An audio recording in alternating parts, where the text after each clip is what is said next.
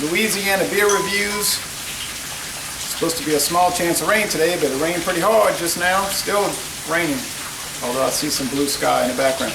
Highland Brewing Company St. Terese's Pale Ale. Well, I don't know when St. Terese Pale Ale debuted, but it wasn't before 1994 because the company, Highland Brewing, was founded in North Carolina in 1994. This was sent to me by a man named Jonathan. Some people don't like you to give their last name out online, so I won't do that. But he's from North Carolina, and I got back from my road trip and I saw this big box on the porch here. Opened it up, and this was one of the things in it. So thank you so much, Jonathan. I here at Louisiana Beer Reviews have the best viewers. The best viewers. They're usually positive, and some of them send me some outstanding beers to review.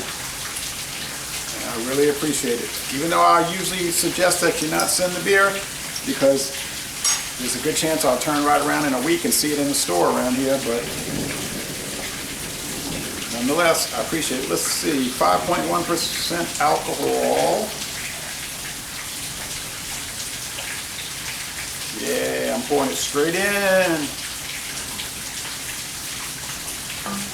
But since it's not coming out of a tap, 12 ounces is going to be 12 ounces. So when the head dies away, I can pour the rest in. I'm not cheating myself. If this was on draft, yeah, you'd want to tilt the glass, because you wouldn't want to pour it, hand it to a customer in a 17-ounce glass and they wind up with 14 ounces. Anyway, 24 international bitterness units. They use 2-row brewers, Munich extra special barley malt, and flaked barley. The hops are Cascade and Chinook, and after it finishes fermenting, they dry hop it. It gets a good score on beer advocate. For those who haven't looked at it. Once again, 60 out of 100 on Rapier, 47 out of 100 for the style, and an excellent score on the beer and me. Well, of course, I've never had it. And see, we pour the rest in, and we've got a thick, spongy head, a lively beer, a breathing beer, a clear amber appearance, but with noticeable sediment all throughout, but it's still mostly clear, and it's somewhat bubbly. So as it breathes, let's get some aroma. Glad I cut my grass earlier.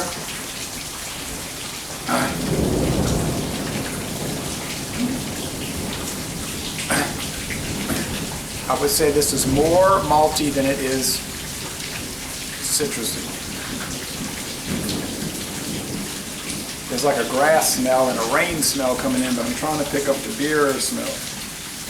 It's a sweet, biscuity, like yeasty barley malt with a little hint of the hop resin. So it smells dynamite. Let's go with the flavor.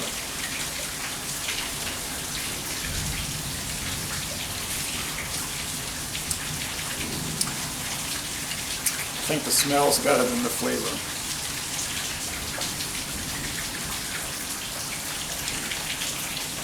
There's sweetness. There's a little citrus. There's a little grassiness. A subdued hop bitterness, and I mean very subdued. The mouthfeel is light, mostly watery. And the finish is on the dry side. It's extremely easy drinking, and it is refreshing. Now, what is my criticism with the flavor? There's a pretty large tap water component, I have to say.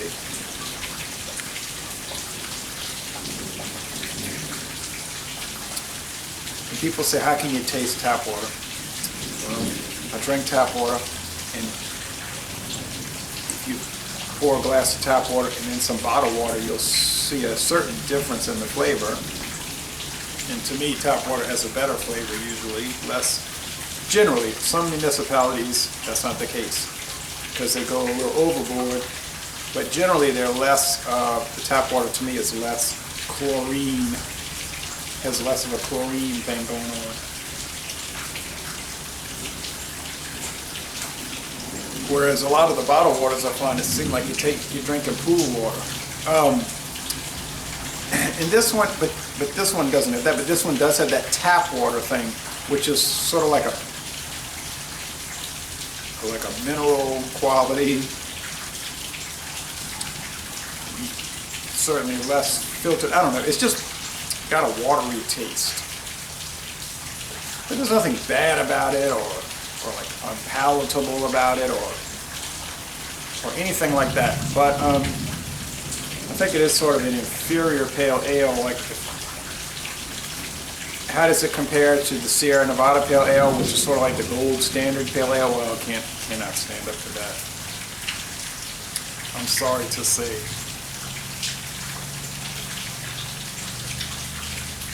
When I was on the road trip, I bought some Dale's Pale Ale.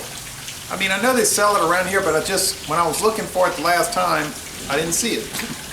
So I saw it in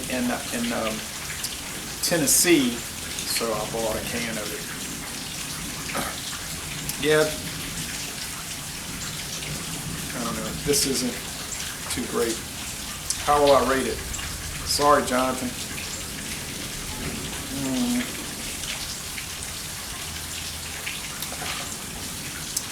It's